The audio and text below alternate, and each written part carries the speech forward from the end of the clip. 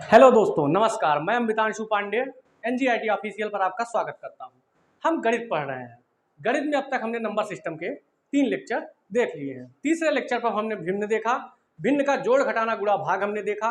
मिश्रित भिन्न का जोड़ घटाना गुणा भाग कैसे होता है हमने वो देखा।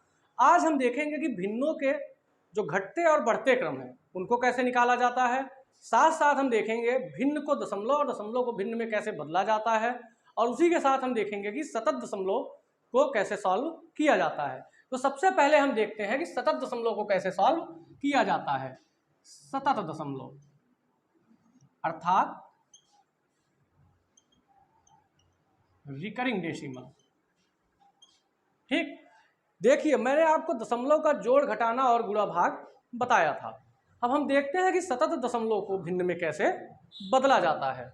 सबसे पहले आप देखिए सतत दशमलव होता क्या है। जैसे आपने 1/3 लिखा, अब 3 से अगर आप 1 में भाग देते हैं तो क्या होगा, आप दशमलव बढ़ाएंगे फिर यहाँ 0 उतारेंगे। 3 त्रिका 9, आपने घटाया फिर 1 आ गया। फिर आप यही प्रोसेस करेंगे, दशमलव लगा हुआ है इसलिए आप 1 0 लिखेंगे, फिर 3 त्रिका फिर 9 फिर 1। अब यही प्रोसेस अनंत तक चलती रहेगी। जब कोई संख्या दशमलव के बाद लगातार रिपीट होने लगे तो हम क्या करते हैं, उस संख्या को एक बार लिखकर और उसके ऊपर बार लगा देते हैं। कहीं कहीं आपको यही चीज़ ऐसे देखने को मिलेगी कि एक बार लिखकर उसके ऊपर एक डॉट लगा दिया जाता है। इसी को कहते हैं सतत दशमलव।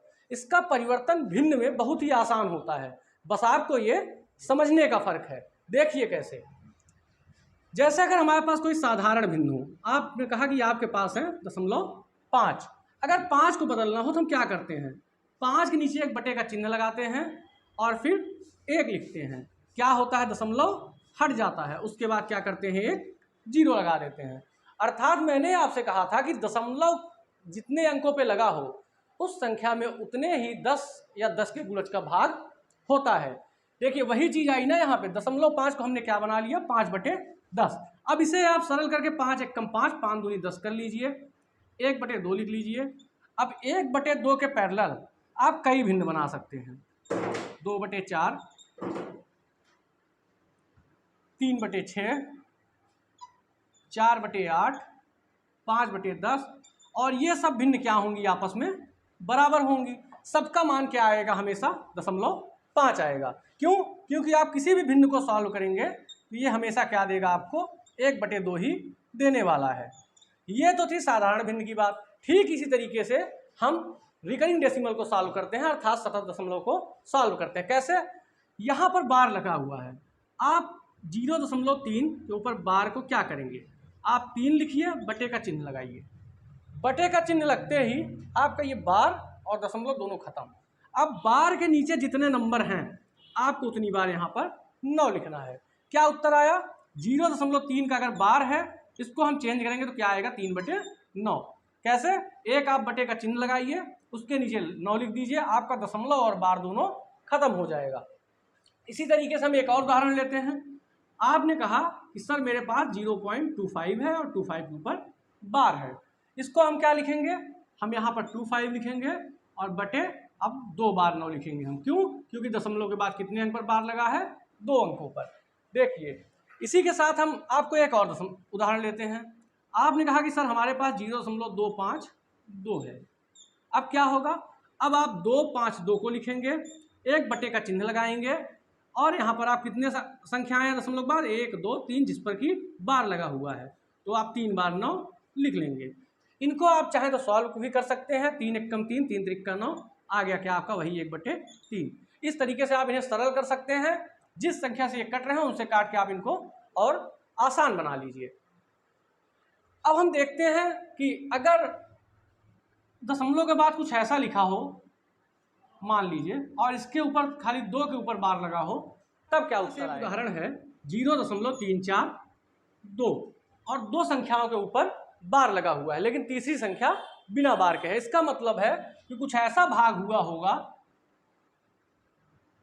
कि यहाँ पे पहले आपने दशमलव लगाया होगा, फिर 3 बार गया होगा, फिर 4 बार गया होगा, फिर 2 बार गया होगा, फिर 4 बार, फिर 2 बार, फिर 4 बार, फिर 2 बार, ऐसे ऐसे चलता चला गया होगा। इसी को आपने क्या कर लिया, 0.3 और 4 2 का बार लिख लिया। इसको कैसे चेंज करेंगे हम पहले 342 लिखेंगे। अब कितने अंकों पर यहाँ पर जो है बार लगा हुआ है आपका, 2 अंकों पर, तो 2 बार हम 9 लिख लेंगे। कितने अंक पर दशमलव के बाद बार नहीं लगा हुआ है, 1 अंक पर, 1 हम यहाँ पर 0 लिख लेंगे। दशमलव के बाद जितने अंकों पर बार ना लगा हुआ हो हम उतने यहाँ पर 0 लिखते हैं, जितने अंकों पर बार लगा हुआ है उतना हम यहाँ पर 9 लिखते हैं। और क्या करते हैं, जिस पर बार नहीं लगा हुआ है उसको इसी में से घटा देते हैं। अब आपका उत्तर क्या आएगा, 339/990। ठीक, आई बात समझ में। जब जिस संख्या पर बार ना लगा हो उसकी जगह पर नीचे 0 1 रखिए और उस संख्या को पूरी संख्या में से घटा दीजिए, जो आपका उत्तर होगा वो आपको मिल जाएगा। जैसे आपने लिखा 0.573 और आपने क्या किया, 3 के ऊपर बार लगा दिया। अब आप क्या करेंगे, 573 को ऐसे आप लिखेंगे, बटे का चिन्ह लगाएंगे, एक संख्या पर बार है 1 9 लिखेंगे, 2 संख्या पर बार नहीं है 2 बार 0 लिखेंगे। और क्या करेंगे, इसमें से जिस संख्या पर बार नहीं है उसको यहाँ पर आप घटा देंगे। अब आपका उत्तर क्या आएगा, 516/900।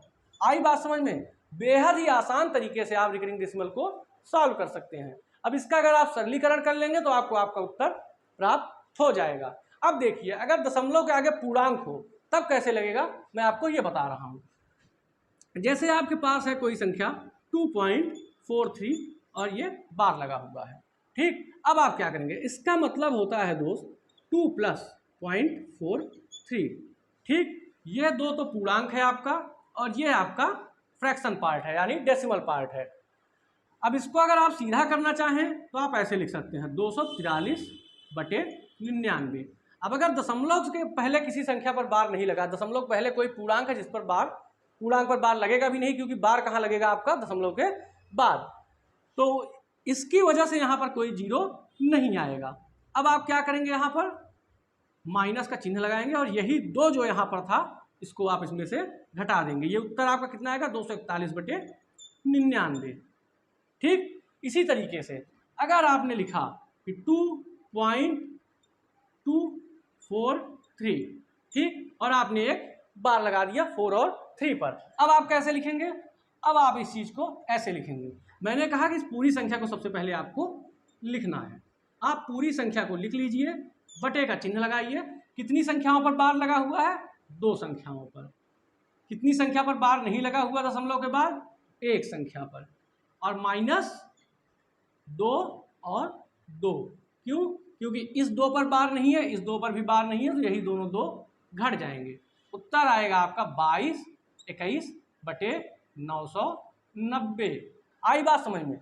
बेहद आसानी से आप इन सवालों को सॉल्व कर सकते हैं। ये था आपका सतत यानी रिकरिंग दशमलव का। हम देखेंगे दोस्तों साधारण दशमलव कैसे लगता है। आप बेहद आसानी से साधारण दशमलव कर सकते हैं। मैंने आपको बताया एक चीज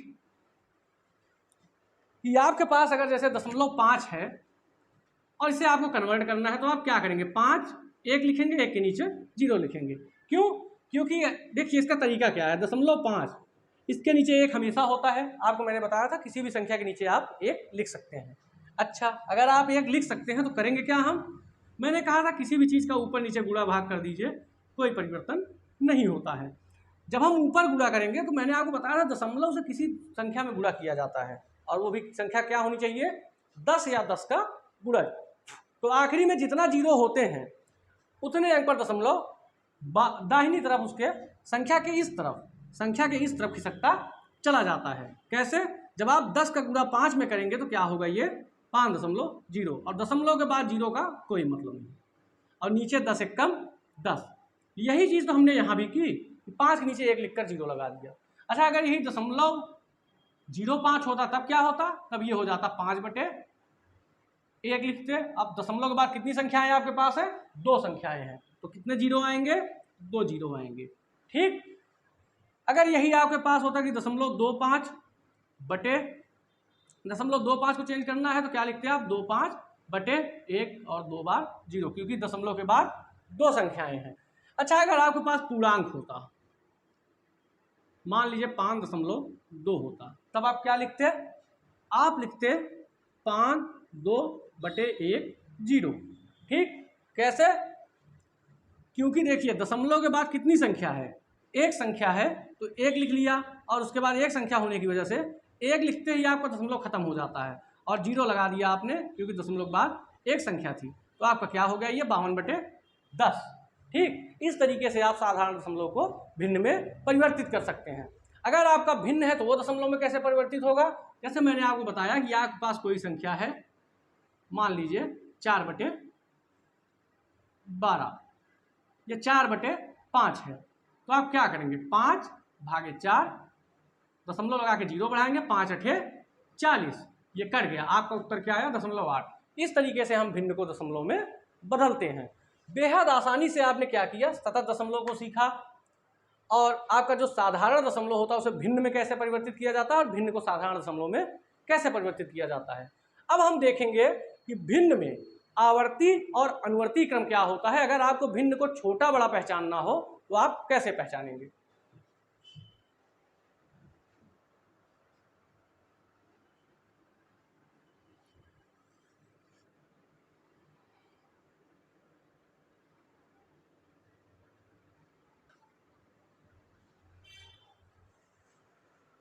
दोस्तों अब हम देखेंगे कि भिन्न का अनुवर्ती और आवर्ती क्रम कैसे ज्ञात किया जाता है और भिन्न में छोटा बड़ा कैसे निकाला जाता है। ठीक, कौन सी भिन्न छोटी है, कौन सी भिन्न बड़ी है, इस पे आपके 1 या 2 प्रश्न एग्जाम में जरूर पूछे जाएंगे।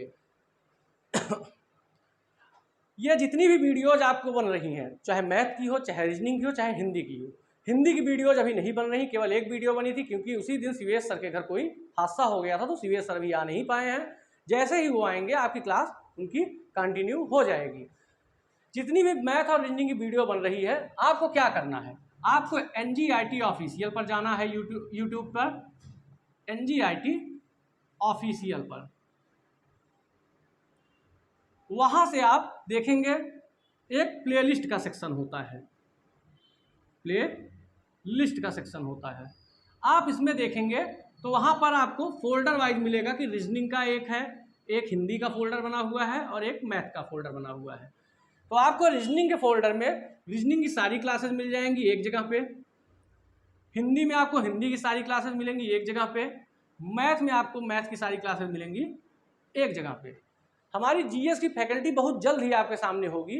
अभी जीएस वाले सर अपने किसी काम से फंसे हुए हैं, जैसे ही वो खाली होंगे आपके लिए जीएस की फैकल्टी यहाँ पर आ जाएगी और आपको पूरा कंप्लीट जीएस यहाँ पर पढ़ाया जाएगा। तो यहाँ पर एक और सेक्शन बनेगा जिसमें लिखा रहेगा जीएस और वहाँ पर आपको जीएस की कंप्लीट क्लासेस मिलेंगी। तो आपको NGIT ऑफिशियल पर जाना है, वहाँ पर प्लेलिस्ट सेक्शन में जाकर मैथ और रीजनिंग की वीडियोज़ को देखना है, क्योंकि जो वीडियोज़ का सीधे सेक्शन खुलता है उसमें और भी कोई इन्फॉर्मेटिव वीडियो पड़ती हैं तो ये वीडियोज़ पीछे चली जाती हैं, लेकिन यहाँ पर आपको केवल मैथ की वीडियो मैथ के सेक्शन में मिलेगी और रीजनिंग के सेक्शन में केवल रीजनिंग की वीडियो मिलेगी। तो आपको पढ़ने में आसानी होगी और वीडियोज़ को खोजने में आसानी होगी। अब हम देखते हैं कि जो भिन्न है उसमें छोटा और बड़ा कैसे पहचान। अब हम चर्चा करते हैं भिन्न के छोटा और बड़ा होने पे। जैसे आपको कोई भिन्न दे दी गई 4/5 और आपको एक भिन्न दे दी गई 3/7 और आपसे किसी ने कहा कि बताइए इनमें से कौन सी भिन्न छोटी है और कौन सी भिन्न बड़ी है। इसके 2 तरीके हैं, 2 क्या 3 तरीके हैं। पहला तरीका ये है कि आप इसको दशमलव में बदलिए, किसमें, दशमलव में बदलिए। दूसरा तरीका ये है कि आप एक के हर का दूसरे के अंश के साथ क्या करिए, गुणा करा दीजिए। ठीक, और तीसरा तरीका ये है कि आप हर को बराबर करिए और वो भी किस माध्यम से, एलसीएम के माध्यम से या फिर किसी भी नंबर का ऊपर नीचे मल्टीप्लिकेशन करा के।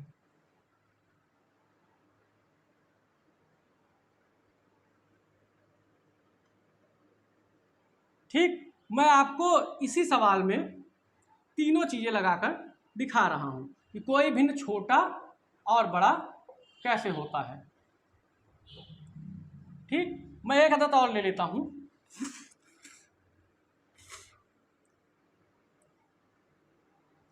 ठीक, अब देखिए आप सबसे पहला काम क्या करिए, आप दशमलव से निकालिए। अगर आप 4 में 5 से भाग देंगे तो 0.8 आपका यहाँ पर आएगा। ठीक, इसका क्या आ गया आपके पास, 0.8। 7 से जब आप 3 में भाग देंगे तो क्या आएगा, 7 चौक 28, 7 दूनी 14 और 7 आठू 56। ठीक, ऐसे आता चला जाएगा, ये कटेगा नहीं। फिर 7 पचे 35, 7 सता 49, ऐसे आता चला जाएगा। हम यहाँ से 2 अंक ले लेते हैं, 0.42। अब हम 9 से 7 में भाग देते हैं, 9 से 7 में, तो 9 7 63, फिर 7 आया, फिर 9 7 63। अब ये ऐसे ही आता आपका चला जाएगा। तो यहाँ से आपको क्या मिला, 0.77। अब बताइए आप, ये 80 पैसे हैं, ये 77 पैसे हैं, ये 42 पैसे हैं, क्या ज़्यादा होता है? सबसे ज़्यादा होता है सर 80 पैसा। फिर इससे छोटा क्या होगा, ये 77 पैसा होगा। फिर इससे छोटा क्या होगा, 0.42। आई बात समझ में? अब देखिए आप, सबसे बड़ा भिन्न आपका 4/5, इससे छोटा 7/9 और इससे छोटा 3/7। ठीक, इस तरीके से आप क्या कर सकते हैं, चीज़ों को दशमलव में बदलकर आप पता कर सकते हैं कि कौन सा भिन्न बड़ा है और कौन सा छोटा है। ये देखिए, यहाँ से ये घटते क्रम में हो गया, इसको पहले लिख के और इस तरीके का मार्क लगा दिया जाता। अगर इसको पहले लिख के यही मार्क पलट कर देखिए, मैं आपको दिखा रहा हूँ। आप अगर लिख लेते 3/7 is less than 7/9 is less than 4/5। अब ये आपका बढ़ते क्रम में हो गया, ये हो गया बढ़ते क्रम में। इसके पहले जो हमने लिखा था वो था घटते क्रम में। अब देखिए, अब आप देखिए कि हर अंश का गुणा कराकर कैसे किया जाता है।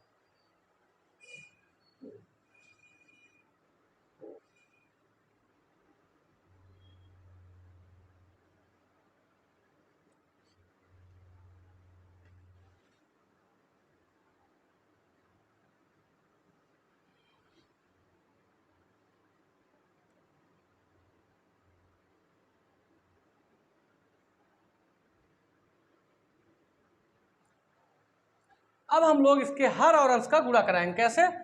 पहले आप 2 भिन्नों को पकड़िए, किन्हीं भी 2 भिन्नों को पकड़िए, इसका गुणा इसमें कराइए आप, 7 चौक 28। ठीक, और इसका गुणा इसमें कराइए, 5 तिहाई 15। कौन बड़ा है इसमें? 28। 28 किसमें आया था? इसमें आया था। ठीक, क्योंकि 7 चौक 28, इसके अंश में क्या बना था? 28, तो ये बड़ा हो गया। कौन बड़ा हो गया? 4/5। किससे? 3/7 से। ठीक, अब आप अगर आपको बढ़ते क्रम में निकालना है तो आप सबसे पहले 3/7 लिखेंगे। अब आप इस 4/5 को चेक करेंगे इससे। कैसे? 9 चौक 36, 7 पचे 35। अब भी क्या बड़ा है? ये बड़ा है, क्योंकि ये 9 चौक 36 बन रहा है, तो 4/5 क्या हो गया? सबसे बड़ा हो गया। ठीक, अब देखिए, अब ये तो हमें कंफर्म हो गया कि 4/5 हमारा सबसे बड़ा है, हमने लिख लिया। अब हम देखेंगे कि इन दोनों में कौन बड़ा है, 3/7 और 7/9 में। हमें इसे भी अभी चेक करना बाकी है। तो 9 तिरिक 27 और 7 सता 49। 49 किस में आया? इसमें, इसके अंश में 49 बना, तो कौन बड़ा होगा? ये, क्योंकि ये 27 49 से छोटा होता है। तो अब यहाँ पर क्या आ गया? 7/9, क्योंकि दूसरे नंबर पर कौन बड़ा है? 7/9। और सबसे छोटा अब क्या बचा आपके पास? 3/7। ये था आपका हर का अंश से गुणा करा के। जैसे मैं एक सवाल और बताता हूँ आपको। मान लीजिए आपके पास 7/8 और 15/13 है। ठीक, 13 7 91, 15 8 120। ठीक, 120 किस में आया? इसमें, तो कौन बड़ा होगा? 15/13। ठीक, आई बात समझ में? 13 7 91, 91 इसमें आया, और 8 15 में 120, 120 इसमें आया, तो 15/13 बड़ा हो गया। अगर आप दशमलव में भी कन्वर्ट करते हैं तो ये दशमलव में आती सीधी सीधी वैल्यू, दशमलव में XYZ कुछ भी आती, और ये क्या आती? 1.XYZ समथिंग आती कुछ। ठीक, तो भी इसमें देखिए ये एक पूर्णांक हो जाता और ये वाला छोटा हो जाता। आपको बात समझ में आई कि आप कैसे क्रॉस मल्टीप्लिकेशन करवा के अंश को चेक करके आप चेक कर सकते हैं कि आपका कौन सा भिन्न बड़ा है और कौन सा भिन्न छोटा है। अब ठीक ऐसे ही आपको हर को बराबर करके देखना है या फिर LCM निकाल के देखना है। जैसे आपके पास ये दो भिन्न थे, 13 और 8 का एलसीएम निकाल लीजिए आप। जैसे आप नया भिन्न देखिए, 4/5 है आपके पास और 6/7 है। 7 और 5 का एलसीएम क्या होगा? 35 होगा। ठीक, 7 और 5 का एलसीएम आपके पास 35 आया। अब देखिए आप, अगर 7 और 5 का एलसीएम 35 आया आपके पास, सबसे पहले इससे आप एलसीएम को काटिए। 5 सतु 35 और जो भागफल आया उससे 4 में गुणा कर दीजिए, 28 आया। ठीक, अब आप दूसरे वाले में देखिए, 7 से काटिए, 7/35 और 6×5 30/35 आया ये वाला। कौन बड़ा है इसमें? 30 बड़ा है कि 28?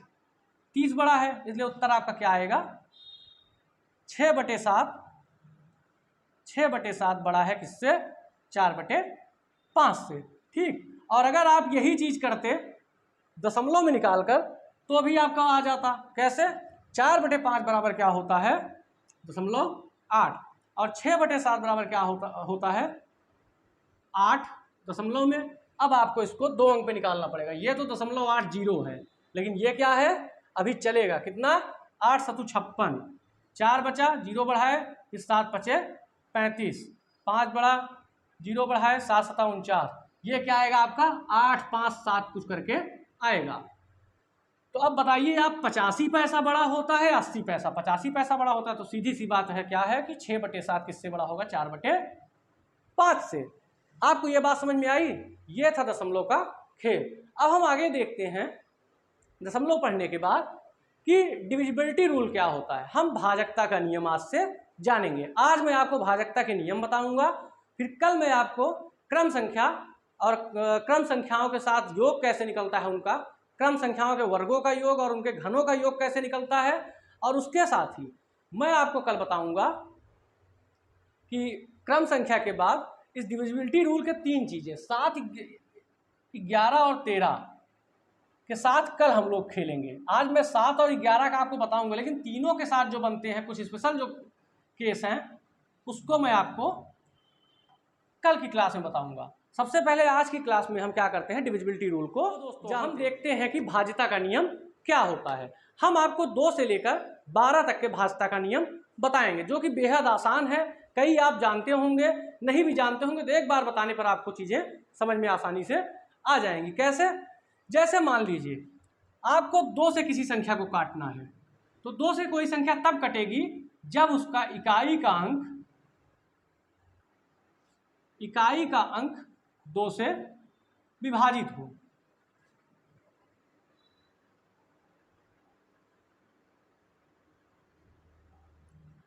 या फिर इकाई का अंक क्या हो आपके पास? 0 हो, 2 हो, 4 हो, 6 हो या 8 हो, तो वो संख्या क्या होगी? 2 से डिवाइड हो जाएगी। अब हम 3 से देखते हैं, 3 से कैसे विभाजित होगी। जैसे आपके पास कोई संख्या है, मान लीजिए 453 है, आप इन तीनों अंकों का योग निकालिए। 5 4 9 3 12, कितना आया? 5 में 4 जोड़ा 9, 4 में 5 जोड़ा 9 और 9 में फिर 3 जोड़ा 12। क्या 12 3 से डिवाइड है? 3 चौक 12, जी बिल्कुल। अर्थात 453 क्या होगा? 3 से डिवाइड हो जाएगा। आप उसके सभी डिजिट्स का, आप संख्या के सभी डिजिट्स का सम निकालिए, मतलब उस जो संख्या दी हुई उसमें जितने भी अंक हैं आप उनका योग निकालिए और देखिए कि वो 3 से विभाजित हो रहा है कि नहीं हो रहा है। अगर हो रहा है तो इसका मतलब वो संख्या 3 से विभाजित हो जाएगी। देखिए,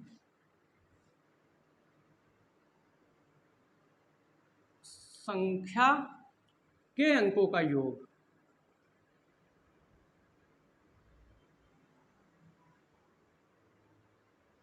डिवाइडेड बाई 3। अगर ये चीज आपके साथ हो रही है तो संख्या 3 से डिवाइड होगी।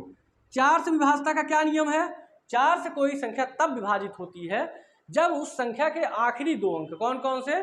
इकाई और दहाई, ये दोनों अंक क्या होंगे? अगर 4 से विभाजित हो रहे हैं तो वो संख्या क्या होगी? 4 से विभाजित हो जाएगी। ठीक, ये है 4 से विभाज्यता का नियम। अगर आपको 5 से कोई संख्या विभाजित करनी है तब क्या होगा? संख्या के इकाई का अंक या तो 0 हो या तो 5 हो। कौन सा अंक? इकाई का अंक। इकाई का अंक या तो 0 हो या तो 5 हो, तो वो संख्या 5 से डिवाइड हो जाएगी। अब हम देखते हैं कि 6 से कोई संख्या कैसे डिवाइड होती है। अगर आपको किसी संख्या को 6 से डिवाइड करना है तो आपकी वो संख्या 2 और 3 दोनों से विभाजित होनी चाहिए।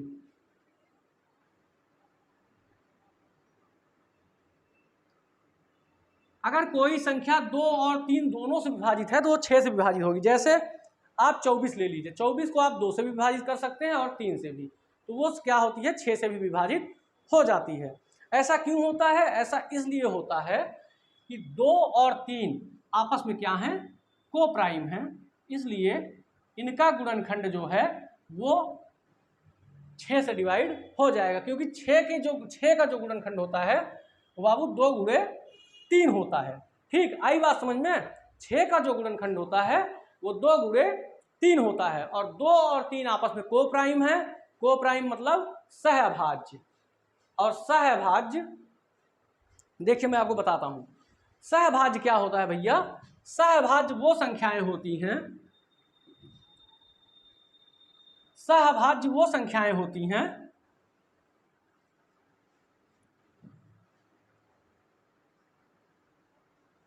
जिनका आपस में मासा क्या आता है, मासा जिनका आपस में 1 आता है। जैसे 2 और 3, 4 और 5, 3 और 4, 6 और 7। अब इसमें ये आवश्यक नहीं है आपके लिए कि संख्या जो है वो भाज्य है या अभाज्य है, क्योंकि अगर 2 संख्याओं का आपस में मासा 1 आ गया तो वो संख्याएं आपस में क्या हो जाएंगी, सहअभाज्य। और उन दोनों संख्याओं का गुणनखंड अर्थात 6 गुणे 7 बराबर 42 मान लीजिए इस संख्या का, तो 42 से वही संख्या विभाजित होगी, 42 से वही संख्या विभाजित होगी जो 6 और 7 दोनों से विभाजित हो जाएगी। ठीक, आई बात समझ में?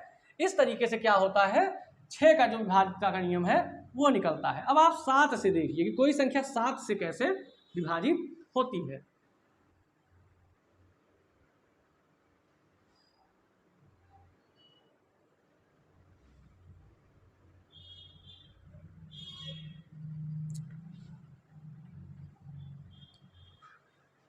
अब आप देखिए कि कोई संख्या 7 से कैसे विभाजित होती है।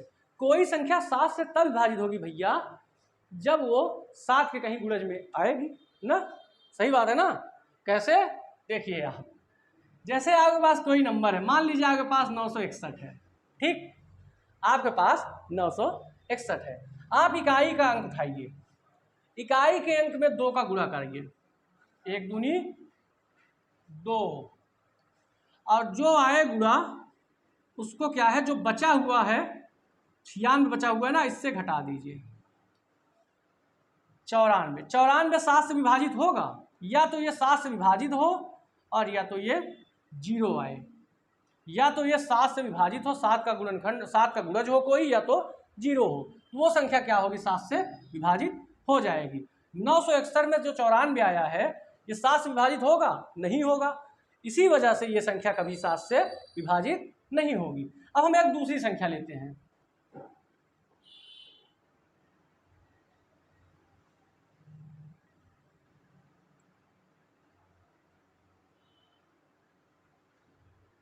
हमने कोई संख्या ली, मान लीजिए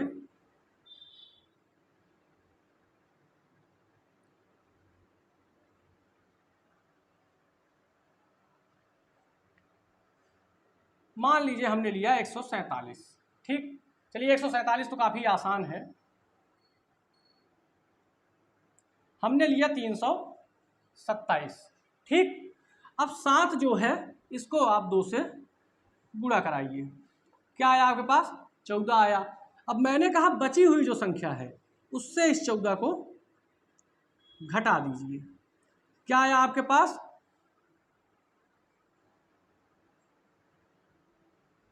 18 आया। 18 7 से डिवाइड है, नहीं है, तो ये संख्या क्या होगी, 7 से डिवाइड नहीं होगी।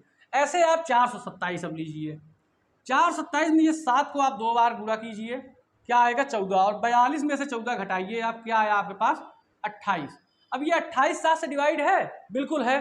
अगर 28 7 से डिवाइड है मतलब ये पूरी संख्या क्या होगी, 7 से डिवाइड होगी। आप करके देख लीजिए, 7 छंग 42 और 7 एक कम 7। ठीक, इस तरीके से होता है 7 से विभाजितता का नियम। अब कितनी भी बड़ी संख्या हो आपके पास मान लीजिए 14,475 है, अब आप 5 को उठाइए और 2 बार गुणा करा दिए, 10 हो गया। आप 1447 में 10 घटा दीजिए, क्योंकि रिमेनिंग नंबर में आपको घटाना है, तो आपके पास क्या आएगा, 1437 आएगा।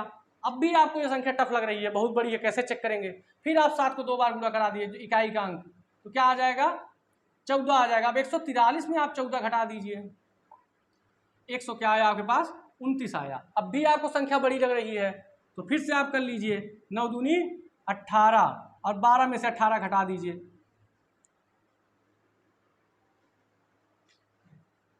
देखिए ये आपका 14 बना था, 7 दूनी 14। अब इसको आप घटाएंगे तो क्या आएगा आपके पास, 143 में से 14 गए तो 129।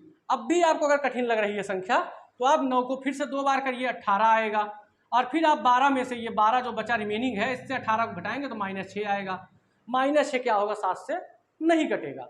अगर यही -7 होता तो वो 7 से कट जाता, तब जो है आपकी संख्या कट जाती।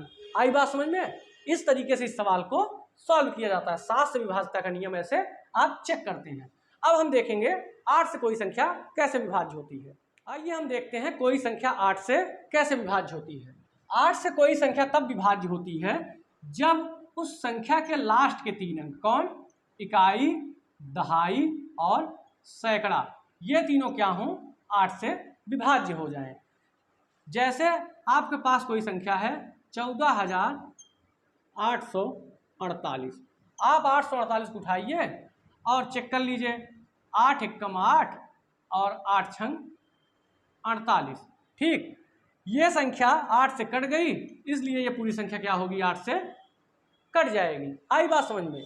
अगर आखिरी के 3 अंक, इकाई, दहाई और सैकड़ा जो किसी संख्या के आखिरी के 3 अंक हैं, वो अगर 8 से विभाजित हो जाएं तो पूरी संख्या क्या होगी, 8 से विभाजित हो जाएगी। अब संख्या चाहे जितनी बड़ी रहे, अगर संख्या में 10 डिजिट, 20 डिजिट, 50 डिजिट हैं, तब भी अगर आखिरी के 3 अंक 8 से विभाजित हो रहे हैं तो पूरी संख्या क्या होगी, 8 से विभाजित हो जाएगी। अब ये तो रही बात 8 की। अब हम देखेंगे 9 से। 9 का क्या मामला है दोस्त। 9 का मामला ये है कि संख्या में जितने भी डिजिट्स हैं, जैसे 3 का होता था वैसे ही सेम, संख्या में जितने भी डिजिट्स हैं सबका सम अगर 9 से डिवाइड हो रहा है तो इसका मतलब वो संख्या क्या होगी, 9 से डिवाइड हो जाएगी। किसी संख्या में जितने भी अंक हैं, मान लीजिए कोई संख्या है आपके पास 14,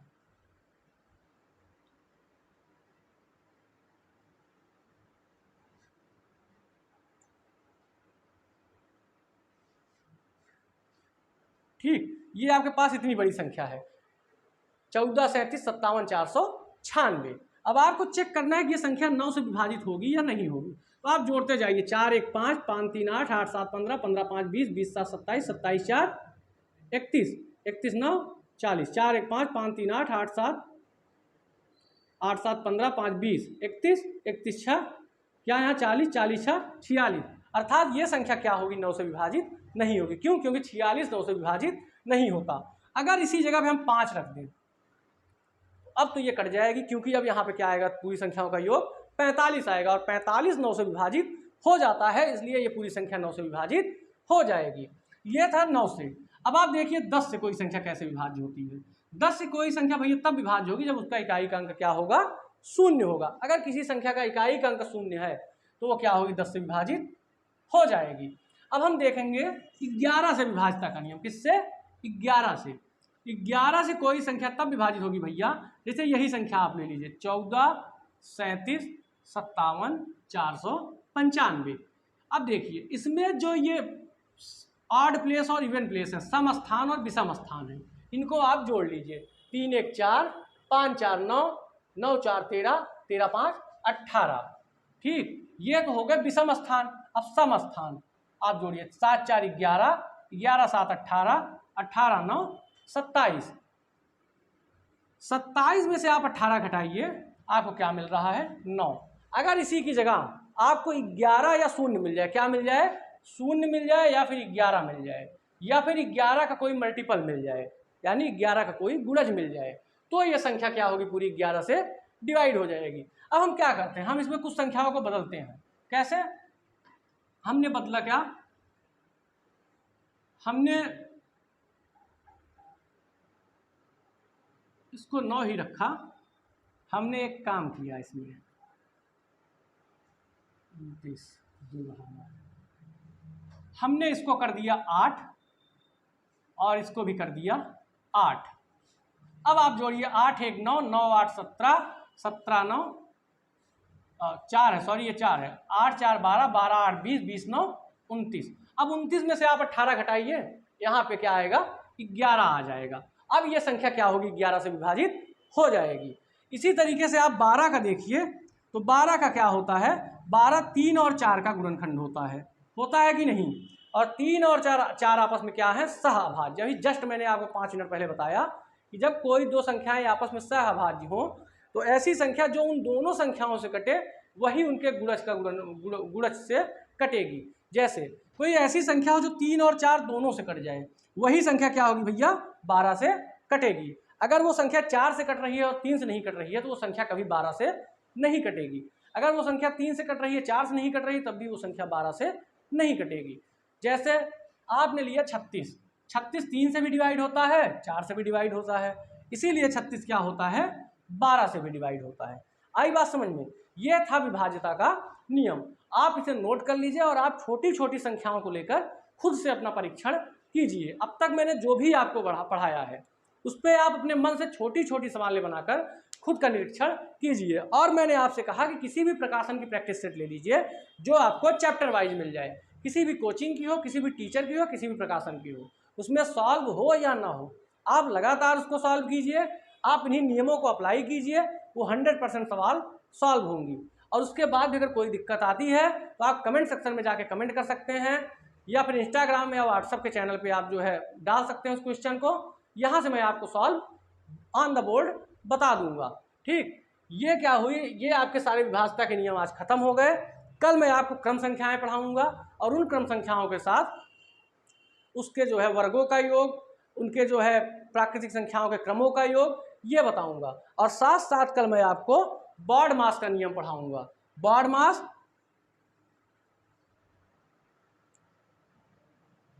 का नियम आपको पढ़ाऊंगा, जिसे आपने कक्षा 7-8 में पढ़ा होगा, को का भाग जोड़, कोष्ठक का भाग गुणा जोड़ घटाना।